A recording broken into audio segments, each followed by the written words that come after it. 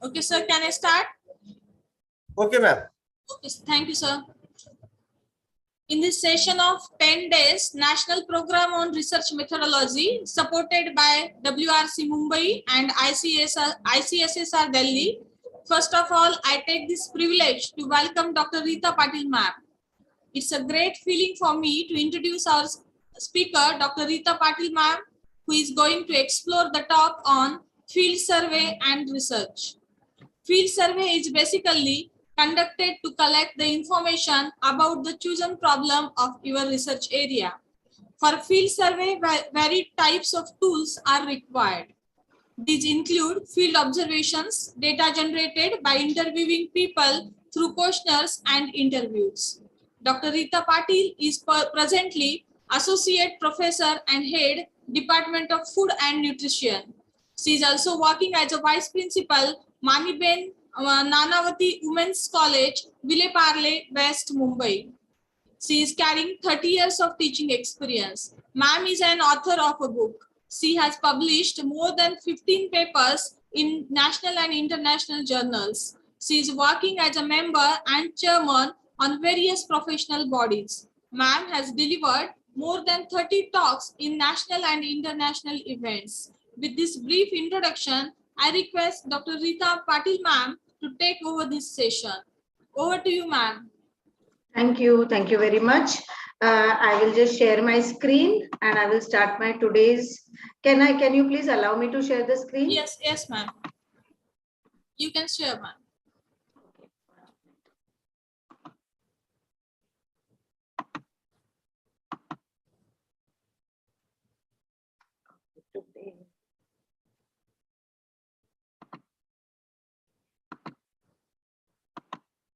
Can you see my screen? Yes, it is visible. Okay, I'm unable to go full screen right now, but I've been trying that. Some has been a problem. I will start right away. Everybody can hear me rightly? Can everybody hear me? Yes, ma'am. Yes, you are audible. Okay. Yes. So thank you very much for this opportunity. And today, once again, I am here to talk to you. Yesterday, I spoke on research ethics, and every bit of those ethics is going to be useful in what I'm going to talk today. The field survey and research. So what is field survey? I will talk about the definition, the methods, advantages, disadvantages, and the tools and how to go about for each tool. Basically, field research includes ethnography, direct observation, participant observation, case studies, which I spoke about yesterday, and qualitative interviews. Basically, field research is primarily qualitative research. It is defined as a qualitative method and it aims to observe, interact, and understand. So it is not a question of only observing. You have to interact and you have to understand maybe the system, maybe the person's characteristics, maybe the environment, but there is an understanding in this. For example, you study behavior of animals. Like what will a dog do if the dog is at home, and what will the dog do if the dog is living outside?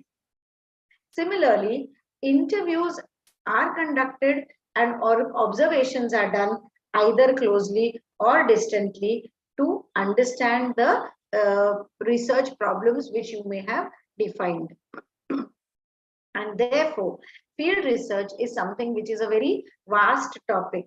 That topic cannot be done by only one questionnaire. Sometimes it is observation, participant observation, and many more things. So let us look at what all is needed. Now, field research is very vast and it is qualitative. But what you have to understand is that it has a specific setting. Means, if you remember what I said yesterday, is we do sampling. In our sampling, we have to be clear in which setting we are going to do the research. The objective of the study has to observe and analyze some behavior, some surrounding trait has to be very, very clear, because your sampling will depend on what your objective is going to be. Sometimes you may study a cause and effect. Cause and effect is, suppose I have some plants, I'm putting them in the hot sun, the same plants I'm putting them in shade, I'm watering them equally, but how will they behave? So with water, without water, with sunlight, without sunlight, the cause and the effect can be seen with many variables, not only single one variable. Then it is based not only on the only cause and effect, it can be a correlation. What is a correlation? Whether XYZ is affecting me or not. Let us take one example. Suppose I say that a teacher teaching in class is using ICT techniques.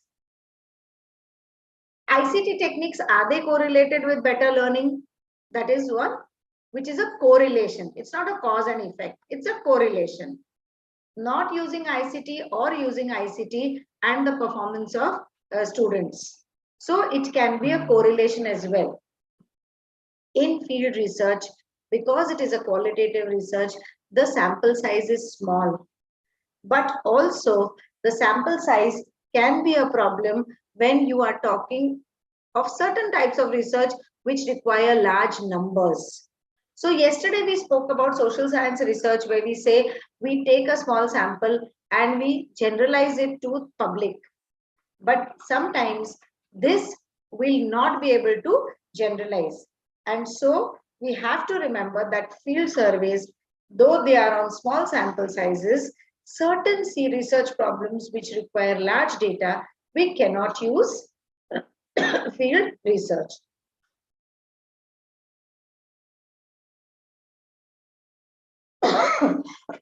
Sorry, very sorry. So methods of field research, which are the different methods? One is direct observation. Even when we are observing, yesterday I have mentioned how you will observe. We have to have my participant information, everything has to be done. And you simply stand in one place and observe. This type of research is done usually in nursery schools, where there are people who observe one child and their behavior at play, their behavior at learning numbers, their behavior at learning alphabets, their behavior as interacting with children. So there is an observation which is from a distance.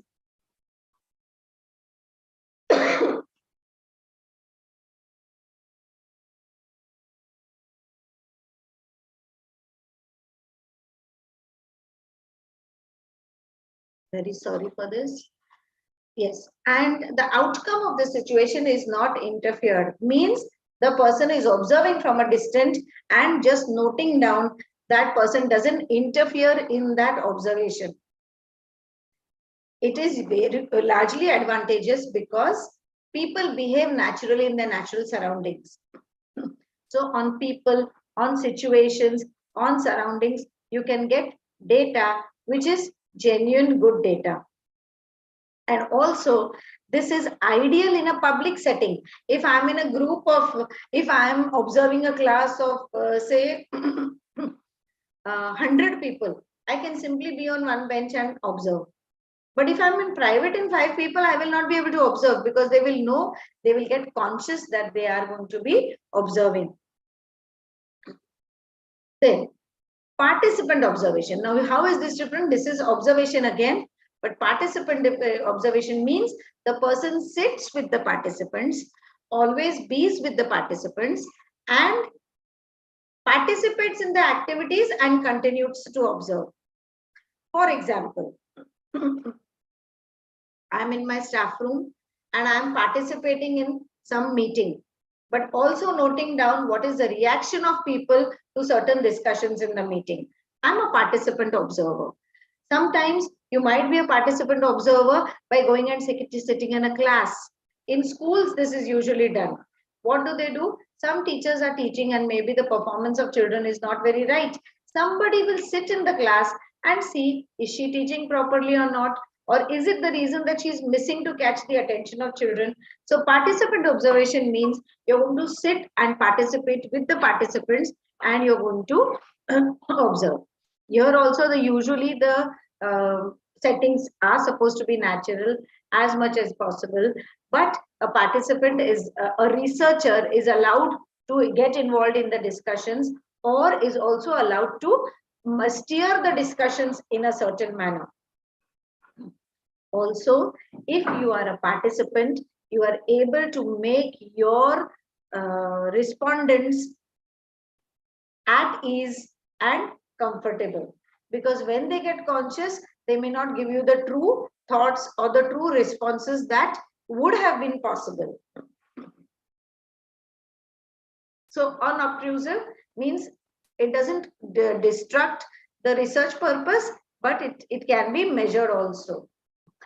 Ethnography. Ethnography is the expanded version of each of the methods which we spoke of observation, because here you don't have a small sample, you have large settings. For example, you will observe a community, you'll observe a geographical area. So geographical area means I'm not talking of only one area in the colony which I live. I'm going to look at a larger area. And so you talk about culture, you can observe food habits of people, you can observe how women are treated. All this can happen in ethnographic research, which where entire communities are objectively observed. Again, the type, you can use direct observation, you can use participant also. But ethnographic research is not going to be very, very easy. And it is a very long-term research, because you are going to have confounding variables. Now, what are confounding variables means? One variable affects the behavior. Second variable may affect the behavior. There might be multiple variables which are affecting each other. So ethnographic research is not going to be very easy.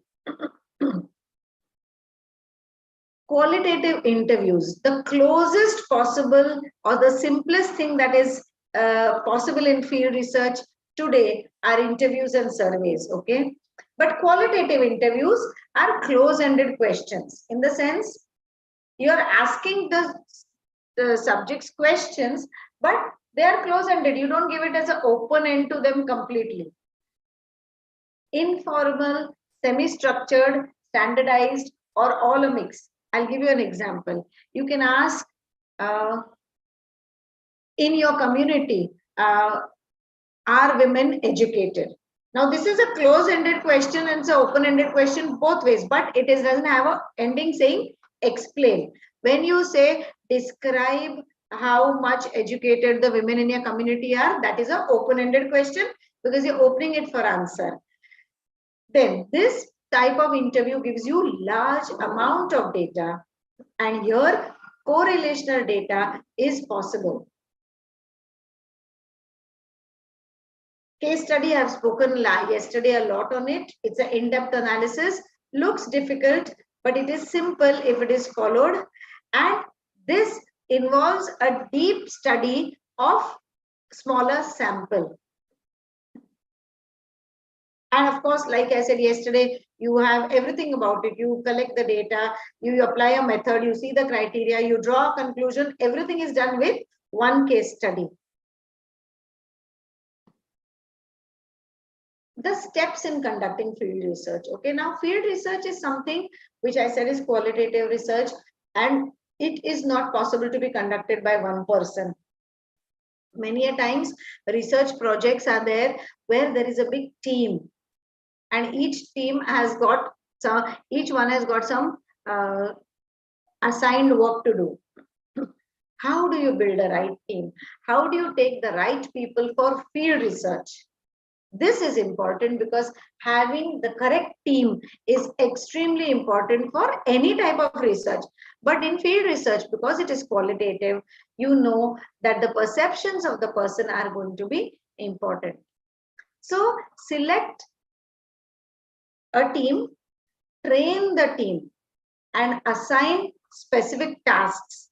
Like for example, one person is going into a community to observe children. One fine day, you cannot say the other person did not come today, go and observe the old age people, because you have trained the person for children. So what you do is you train people and expect them to do the same work that they are trained for.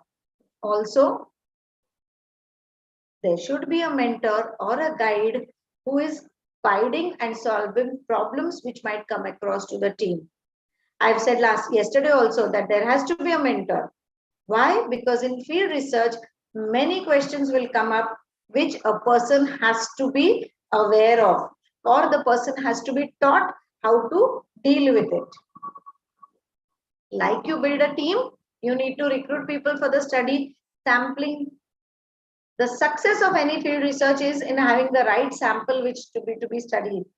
And also for this, you need sampling methods. I'm so sure your course is going to talk to you about sampling and sampling methods, because that's a study by itself. How to collect, how to select the right sample is very, very crucial over here. Next step, analysis of the data. Again, it is important to validate the field research and note the outcome. Means you compile the data and you analyze the data. Let's take an example over here. Suppose I'm studying a tribe. Okay, the tribe numbers are small. There are only 30 families over there. In the 30 families, I'm studying men, women, and children. Now, if I'm getting people to collect the data, you find that men and women are eating the same food, and suddenly you find that children are not eating that food and are eating completely different. Can we validate the data? No. We will have to check whether there has been a problem in data collection, and therefore you need to validate. So once you get the data, before you accept and statistically analyze it, you need to validate the data. And there is where your mentors are going to be important, who will keep on discussion with you. The best field research is possible when there are frequent discussions with team members, because when the teams sit and discuss, they understand what are the problems that people are facing, and they may be able to offer the solutions that people are facing. Once that is done and you have analyzed your results, it is important to report the research. Report the research in many forms. You can compile a project report, you can submit the project report, publish project report results in newspapers, magazines, websites, and research articles, which are a must for every academician today. Now, while we are talking of analyzing the data and collecting the data, we have to know how to collect the notes. Field research, being qualitative, means constant writing. You have to constantly write what is collected, and keeping such ethnographic record is very, very important. The process of writing notes, process of compiling notes begins the moment data collection is initiated. The moment you tell your team to go into the society and start collecting data, their field notes will begin. So what are the different types of field research notes?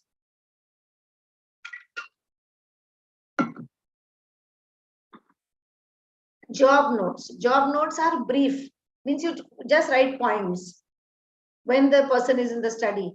And always these are used when the participants are very close to the, when the researchers are very close to the participants. So you're so close that you don't have time to really make your notes. You're going to write short, concise, condense, use your short forms, write them in shorthand, whatever you do. The problem is that researchers do not use this method. What happens is they think this point I will remember. I will write it in my notes later. The problem is if you forget, you might miss out on some important points. Job notes are more important actually than proper field notes, because They give you pointers to many results. Come to field notes which are proper. You have these have to be immediately written, compiled after you finish taking observing the person, and they have to be details. So what happens is, I go into the community, I observe for 1 hour, I come back and I write a detailed report on it, and try to use the same words that a person has used over there in your detailed report. And if you have job notes, writing field notes properly is easy. Like I said, try to use the same words which you may forget. You may try to look at something. If they have said something very, very nice, excellent, you might just say it was nice. So write down the job notes to make your writing field notes properly easy. Methodological notes means these notes are parallel to your research methods, parallel to your objectives. So if the method has said take an interview, you'll write about the interview only. If they've said you do a participant observation, that part will only have the notes of participant observation. These are methodological notes, means they follow the methodology given in your project, how you've defined it. Or you can have journals and diaries. Now these can be maintained, diaries maintained by people. Many people have the habit of writing diaries. There are old journals which talk about notations which are taken from the society. So these give an insight into individual lives, into cases, into communities also. And many of the old journals and diaries help you to track all aspects of the participant's life. Journals and diaries help remove bias. We are going to do bias ahead. Why? Because they will tell you, if you have a bias in your mind and the journals and diaries give you different notes, then you know that no, I might have been wrong and let me not stick to it, because bias is going to affect any type of result.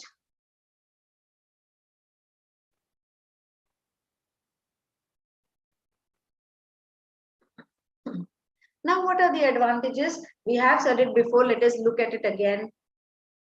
Conducted in a natural environment where we usually cannot tamper the variables and the environment is not doctored.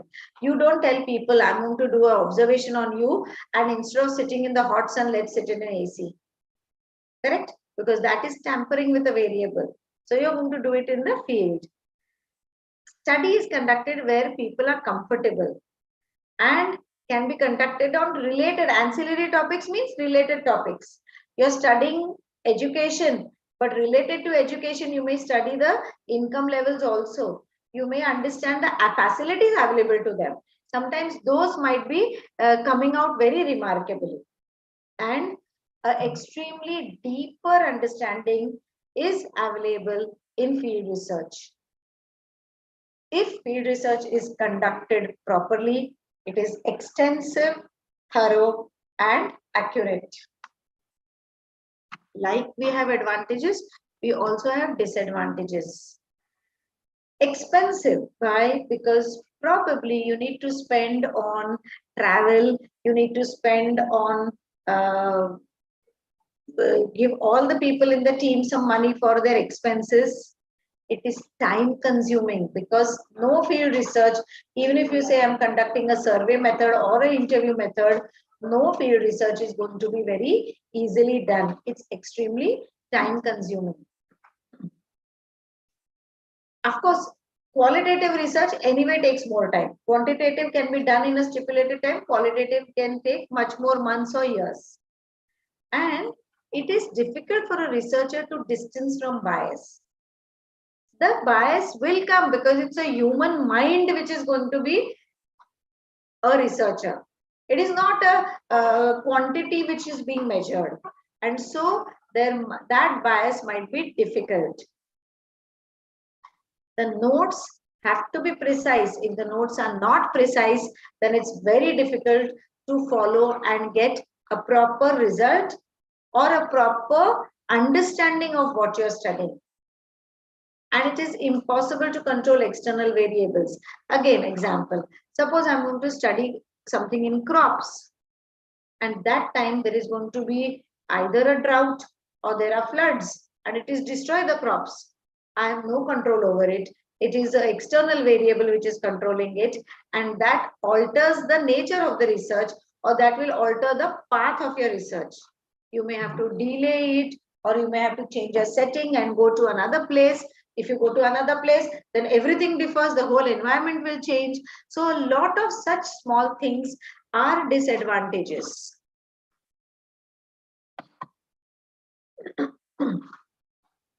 Let us look at survey research. This is the most common research today.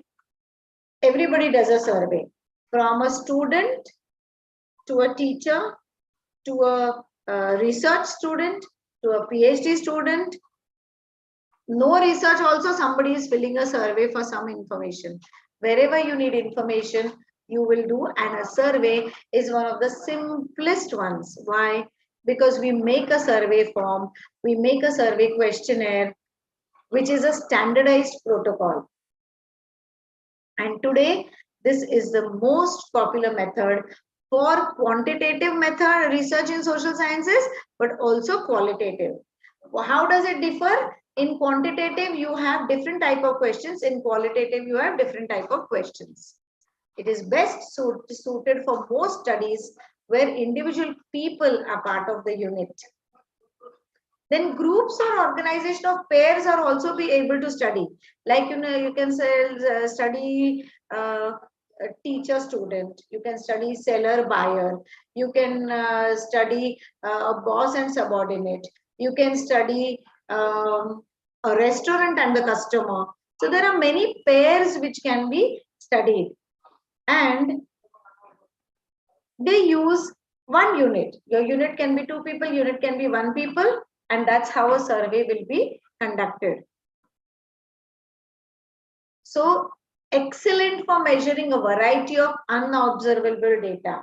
Some data which people don't want to look into, survey is excellent. Political orientation, you can give those questions and ask. Self-esteem, do I feel nervous? You can ask people, are you nervous? Are you this? And you understand the self-esteem. Beliefs about new laws which are coming, smoking, drinking habits, or factual information, income, right? These the small surveys are good for these things. Also, some surveys which are nicely designed are good for collecting data about large populations. The N, that is the number of people in that population, should be targeted more, and you find that you can draw inferences. But when you're doing large sample surveys like a country, you need different types of survey methods to be used. Also, surveys are simpler because, and are assured because you're going to collect information when they have time. Suppose I'm going to a municipal market, and I'm going to ask the vegetable vendors that I want to ask you some questions. You go at a time in the evening time when it is going to be crowded, they will not answer. But you can ask them, what time can I come and do this survey with you? And then it will be done as it is convenient to them.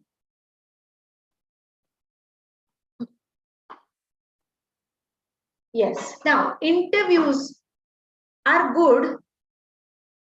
Again, using a survey form or some other questionnaire, interviews are good, but difficult if you want to study a large sample population, but from that you have to omit some homeless people or illegal immigrants who will not want to answer because their names will come on it.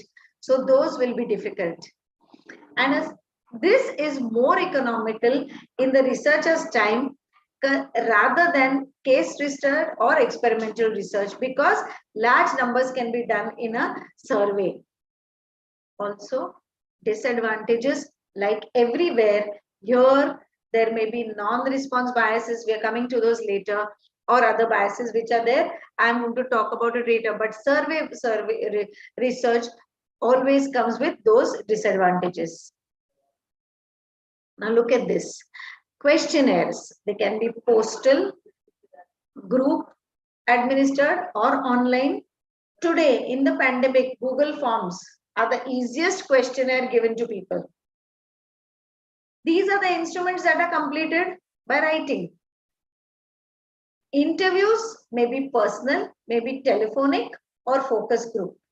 Personal, one-to-one. Telephone, you call people. And focus group. Focus group is a very interesting method. 1 minute.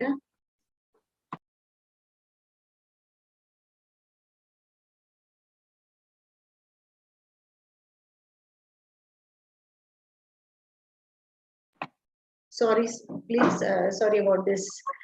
So, what I was talking was, yes, they can be personal, telephone. Now, what I wanted to talk is focus group interviews is a very nice method. I've personally used it in research because focus group uses 8 to 10 people.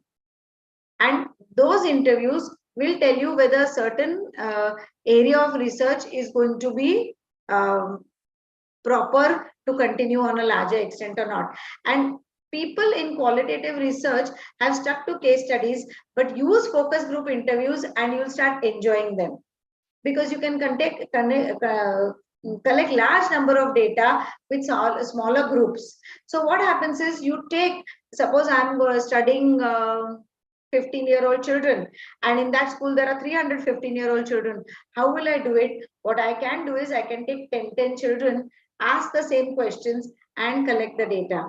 But it's a focus group because all are 15-year-olds. My focus is 15-year-old children. So I will take, so those are quite nice. And I would definitely say if people are going to start some research study, they should think about this option. And of course, interviews are completed by the interviewer based on verbal responses. This is the same which I have talked about, but sometimes you have computer assisted telephoning, computer assisted messaging. Today we have, there is internet which is used for telephone calls. All these methods are also there. Just more on the questionnaire surveys. This was invented by Sir Francis Galton, where it is a tool to capture responses in a standardized manner. It may be structured, unstructured. Unstructured means you expect the respondents to provide in their own words. Structured means you give the choices and they will only select from there. The responses which come, either structured or unstructured, have different types of statistical tests which have to be done, used depending on what it is, and those should be known.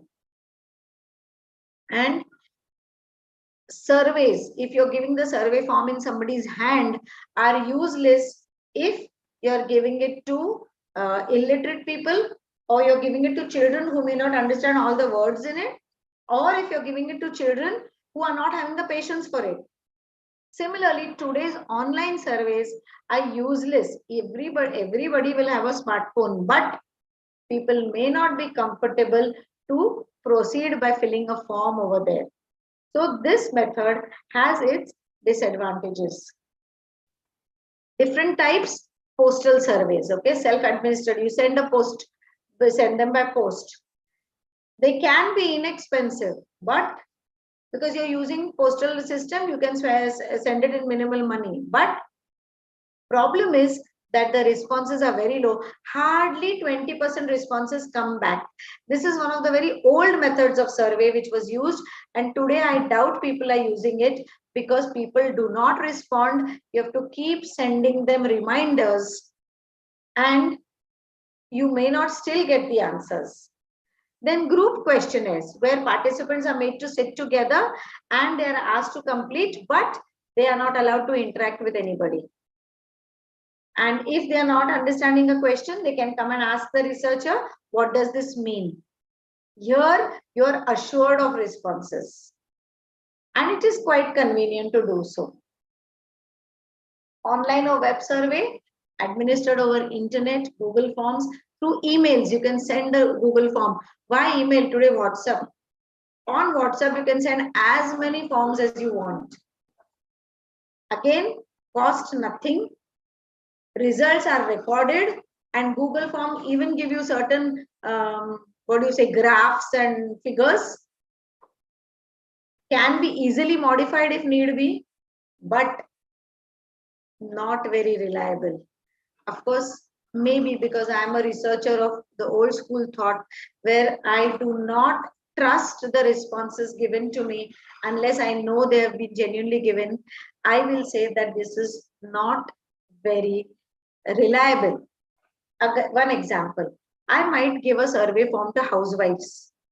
That housewife is too busy. She will tell a child, fill this form for me. You will not get authentic data, right? And sometimes the elderly and the children cannot operate these things and may not be able to fill it. The only advantage is that here there is no researcher bias which is influencing people. Correct? But too many disadvantages to too few advantages. Then interviews. Personalized. 1 minute.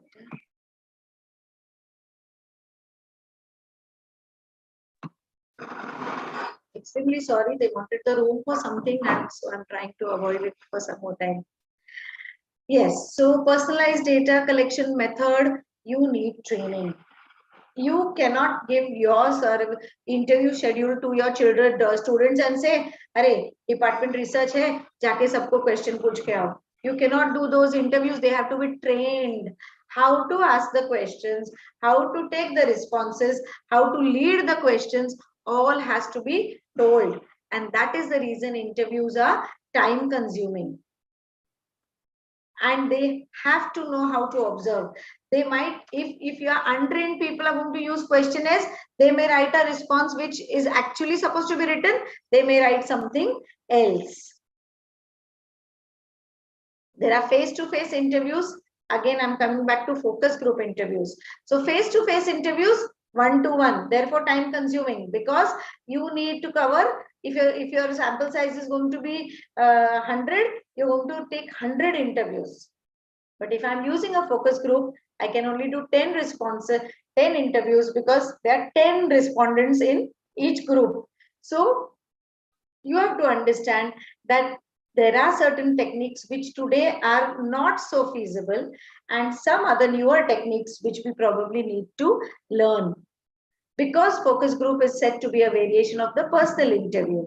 And I said small group of respondents. A researcher is a facilitator who asks the questions and leads the discussion. And that is why it is not a participant observation, but it is a leader. You're just leading the discussion and then noting down their observations. It is a deeper examination of it. It permits deeper examination because there are only 10 people. If they give you one answer, you can ask 1 or 2 questions with that and expect a bigger response from them. Focus group discussion has one big disadvantage, is that if the researcher cannot lead the discussion, then you will not get the responses. We need to make sure that there is training even for this. Telephone interviews. We have spoken about those telephone interviews before. We can ask people, I cannot meet you, but can I talk to you on the phone and take? Usually they will call and say, 2 minute ही चाहिए, आप बता देंगे क्या? No interview gets over in 2 minutes. And so the respondent rate, though it may be high, can be very bad also. Similarly, somebody else may pick up the call and answer. You are doing a research on ladies. The lady is going to give it to her daughter. You will not understand that there's a daughter talking, and you will get a telephone interview result. So problems may happen over there. Selecting the respondents and making sure the same respondents answer is a challenge in a telephone interview. Offline surveys, on point, rich full data, easily accessible, and rich survey experience. Each time a researcher does a survey or does an interview or does an observation, that researcher learns a lot. and therefore it is a rich experience which counts. That experience is going to help you in writing a research project as well. So the role of an interviewer becomes complex and multifaceted. Why? Because how well you ask the questions, that well you'll get the answer. And how to store and how to use. But the interviewer should be told to stay bias free. And the best interviews are conducted when the interviewer is going to rehearse and even time. Many a time the questions are asked even in research, in ethics committees. How much time do you take per sample for this interview? So you should know approximately how much. You can't say 10 minutes, I will take everything. For all you know, you're going to require 30, 25, 30 minutes for it. So rehearse and time the interview. Then interviews can happen either at workplace or at home or at a location which they find. This should be, it's like selling something, okay? They have to sell the idea that this research is useful, and like a salesperson, keep asking, will there be somebody else who will answer my questions for me? A motivated interviewer can motivate participants, and motivated respondents can motivate more participants. So if the interviewer is disinterested himself, then okay, take the questions, ask and move on. The data is not going to be proper, and you may not get more people to answer the questions for you.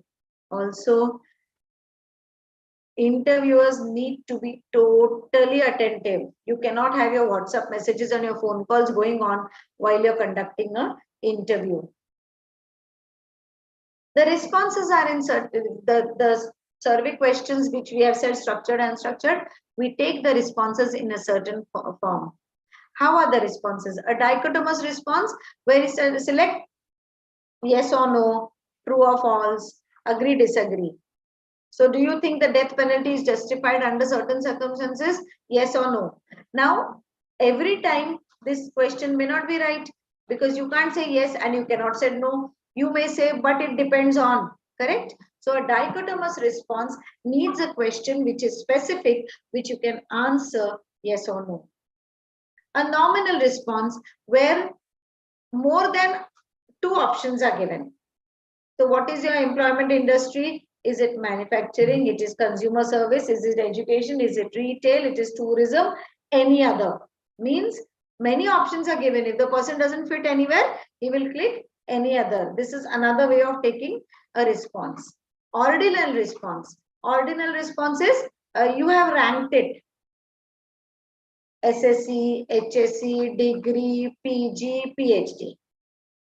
In an office, you're looking at clerk, head clerk, officer, senior officer, so on and so forth. Like this. So you give many options. You don't give 2 or 3. You might have to give 6 or 7 options also. Then respondents are sometimes given a Likert scale. What is a Likert scale? Strongly agree, agree, neutral, disagree, strongly disagree. There are Likert scales, there are semantic differential scales, or the Gutman scale, where they use a range from the best to the worst. And those, the responses are given like that. So they will write for any question, they will write this. And a continuous response mean where starting from a certain point, how has it increased? So it will be continuous to something, a little similar to ordinal, where it is going to be one is going to lead to the other. So by asking them a continuous response, you know at which point your respondent is. How do you write the questions and how do you word them? Responses are very sensitive to the type of questions. Poorly framed questions result in very bad responses. Every single question should be carefully scrutinized. You know the best way to make a survey or questionnaire? Write down the questions, go to sleep. Next day, think about each question Write down the answer, what you're going to get on that question, and then change your question to get the best responses. Then simple language. Do you travel in train? Is simpler than asking what mode of transport do you prefer? Or do you travel in train? Or do you travel to your workplace? What do you use? Bus, train, this. What mode of transport? Again, long, big words, not needed. As simple as possible. Then, negatively ask questions like, should your local government not raise classes? Not raise taxes is negative. So don't ask negative. Ask, maybe sometimes a negative question confuses people. They want to say yes and they say no. Avoid double negative similarly. And don't use words like any. Write any or just like that. Just do you feel? No. Do they feel or don't they feel? Any, just are general words which should be avoided, because then they will not know what answer I'm supposed to give. Let's look at this question. So if you're asking, what is your how much do you earn? If I ask a person, how much do you earn? How will I tell? Am I supposed to tell my salary, my wages, or also my investment dividend, or maybe I have something on rent which is giving me income, or my family also has given me some money, that also includes? Am I talking about all the members in the family earning? So when you ask what is your annual income, you'll have to specify what is your personal annual income, or you may say what is your family income, means then you know what is to be answered. Or if you want to know only about salary, you have to ask what is your salary at your work, because that's what is going to give you a right answer. If you ask a very general question, what is your annual income? Different interpretations. People may feel rental property, I don't have to write the income. I don't have to write my children's income. I have to write only mine and my wife's earning. No, be clear, and that's how you will get a proper answer. Should not have bias. What is bias? Bias means a researcher encourages to answer the subjects, to the participants to answer in a certain manner and using a certain biased language. For example, suppose you ask, isn't your salary good? Why are you suggesting it is good? Don't give any bias. It's your bias that you feel the person is earning well. The person may not feel so. So don't give push. Now what happens is when you ask a question, people may not want to say no, they will say yes. Are you satisfied with what you earn as a salary? There you may get an answer which is no. Double barrel questions, again avoid, and those that have multiple answers, you avoid. For example, are you satisfied with the hardware and software of your computer? Now, I might be happy with my hardware and not with my software. Somebody else may be happy with the software and not with the hardware. What will I answer? If I answer, because the answer is asking only for one response out of the two. How will you say that? So, they have to be separate questions. Are you satisfied with hardware? Are you satisfied with software? Or are you satisfied with the way your computer works in whatever condition it is? Then sometimes very general questions don't ask. Like, do you like this book? Why do you like this book? You can't say. People will not be, sometimes people may not have read the full book, but they will give an answer.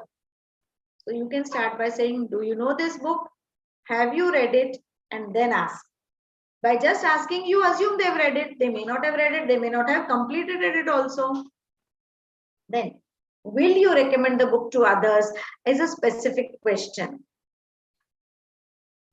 In our research, we have objectives, and avoid asking any question which is not related to your research. We are not concerned with how many children the person has. Why are we asking that question? Don't ask. Stick to what you want to know. Avoid presumptions questions, and yes, these are things. One, avoid imaginary questions.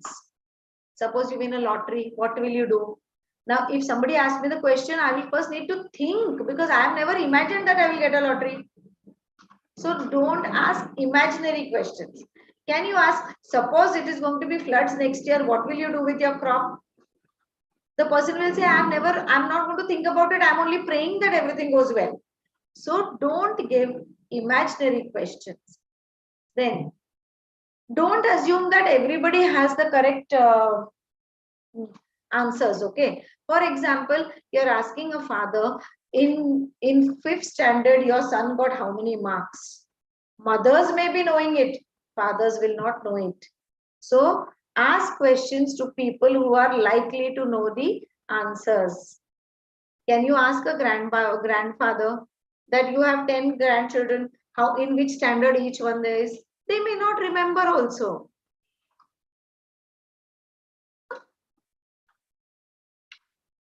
What did I miss a slide? Yeah, we did this. Yes, interviewers must think fast on their feet. As soon as the response comes and you know it is going somewhere else, you have to bring the person back to the topic. Address concerns. Somebody says, I fear this. They may object to something, answer them. Explain to them why it is necessary for that research. Sometimes probe, ask questions. Somebody is not comfortable, you can ask them, what is the problem? Is money the problem? Is having a job, not having a job a problem?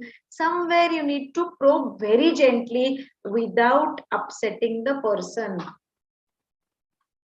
And the researcher is the best person who is going to be the interviewer, who is going to collect information and decide whether this information is correct or not. Interview techniques allow the liberty to observe a person.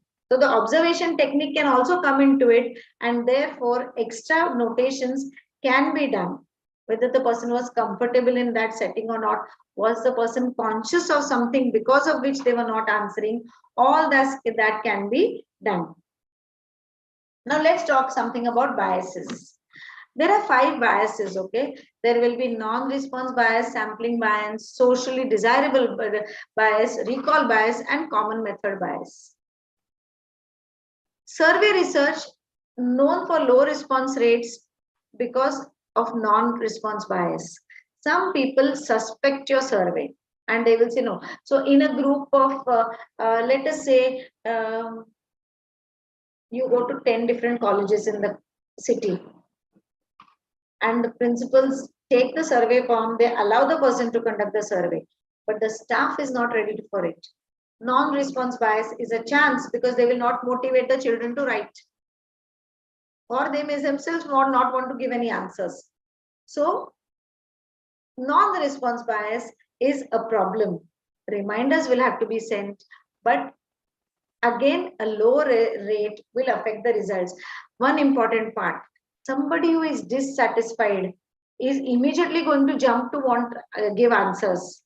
But somebody who is satisfied may not bother, because nothing is bothering them. They are happy. Correct? So non-response bias is a tension. How do you improve response rate? Send letters, send messages, warn people in advance, explain the purpose, explain the importance of the study. Like I said, take an informed consent, and don't make them spend money. If it is a postal, you have to pay for it. Don't tell people you call. You'll have to give them to call money to some people. And if you are able to explain the purpose of the study very well, then there will be more people who will be ready to respond to your questions. What is a sampling bias? Sampling bias, when you're conducting telephone surveys, 20 years ago, you could conduct telephone surveys only with people who had telephones. That's a bias. You couldn't involve many people, right? Then people who are at work, all of us are, when we are teaching, we don't pick up calls. So if it's a survey is being conducted on phone, I will not pick up my phone if I'm teaching, and therefore I will not answer. Online, like I said, you is a bias because only the ones who are very fast with internet can fill it. Also, illiterate people may not be able to write. Correct? Sampling biases means if you've done a wrong sampling, then because you've wrong population, then that sampling bias will affect your responses as well. Social desirability bias. I want to write what is correct. Okay, I don't want to show any problems anywhere.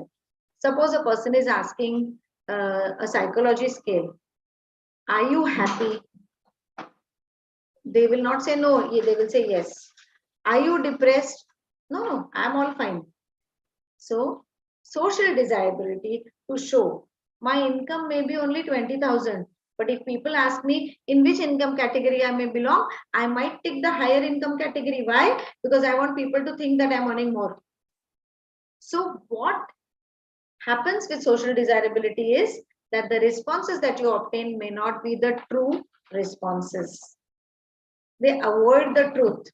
And so validity of these responses is a question.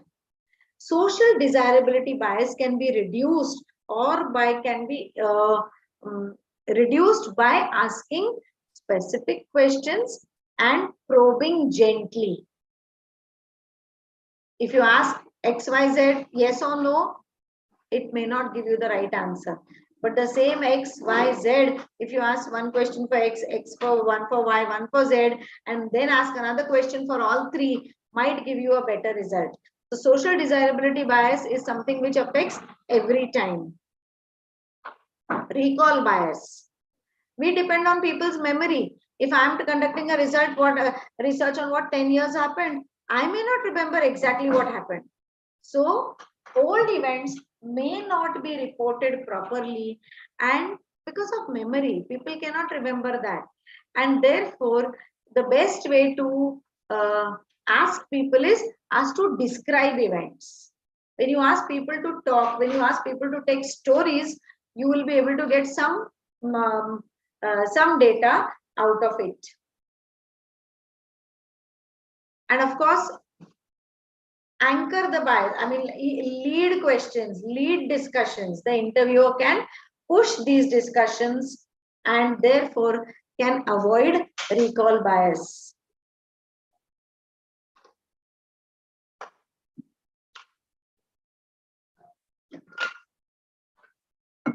Common method bias. And this is my last slide, which I'm going to talk about just now. What is common method bias means?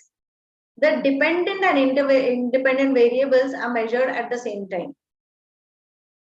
Okay, how can you do that? Suppose I'm studying the effect of effect of environmental temperature on the plant. Now today only the temperature is 38 degrees, and today only can I study the plant? That is wrong. That's a method bias. You need to study it the next day when you know that so much heat is now showing the effect, right? So, of course, for bias, for answers received with bias, there are small tests available to check whether this is biased data. And common method bias usually happen in longitudinal studies, which are long-term studies where people want to finish fast. They want to write, they want to study everything very fast and write it. But if you have many variables, you need to sort of plan it like that.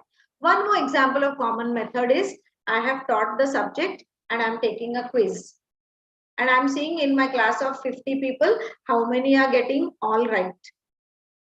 It is wrong. Your common method, your method is that you want to see what you have taught, how effective it has been. Then you have to see it a little later, maybe next day, maybe 2 days later, because then you're going to measure the true response and not a biased one. before I actually say the final word, I will say that field research is simple but extremely complex and needs good planning.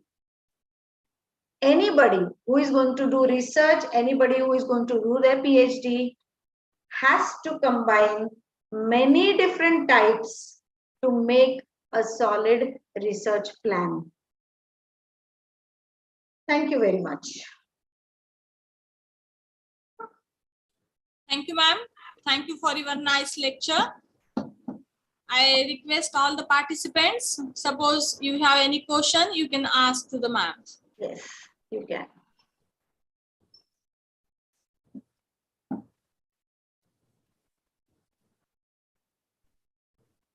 You can also write your question in chat box. I will read one by one.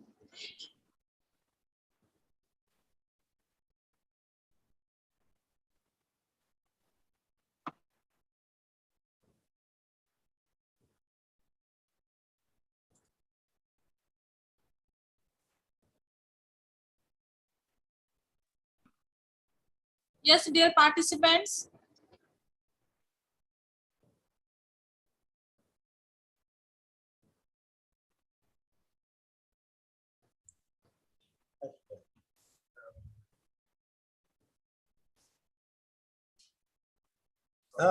Madam. Huh, Bola, sir? sir. Okay, sir. कुणाला काय प्रश्न दिसत नाही त्यांना. Okay, sir. Okay, sir. Madam, Bola, bola, ma'am. I think there is no question Okay. from the participants. Okay. Ma'am, a big thank you for taking the time in your busy schedule to be guest speaker at our 10 days national program on research methodology. Ma'am, I'm sure your presence and guidance will be helpful to us and participants to accomplish the field surveys on their research. All thanks to your enlightened words and valuable contents that inspired to participants to accomplish field surveys in correct manner and methods discussed by you. Once again, thank you very much. Thank you very much. Thank you. Thank you, Rita ma'am. Thank you, sir. Okay, all participants, we will start our next session at 2 o'clock. 2 o'clock. So please join the session at very right time. Thank you. Anchal sir. Yes, sir. Okay. Close करा. Okay, right, sir. आणि 2 ला चालू. हो.